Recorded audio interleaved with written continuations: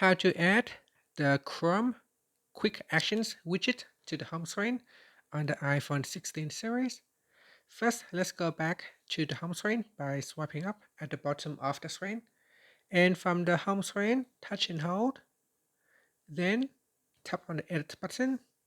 Next, tap on Add Widget. Now from the widget list, we scroll down and then tap on Chrome. In here, make sure you are on the Quick Actions page and then tap on Add Widget. And this will add the widget to your home screen. After that, tap on the Done button to save the changes. Now, once you are here, you can quickly search for a website by tapping on this web address bar. And then from here, you can quickly search for information. You can also use the microphone button to search using voice search, or you can use Google Lens by tapping on this camera button.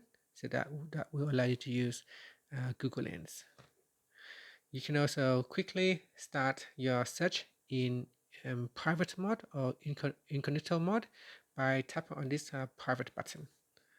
And that's it. So you have gone incognito.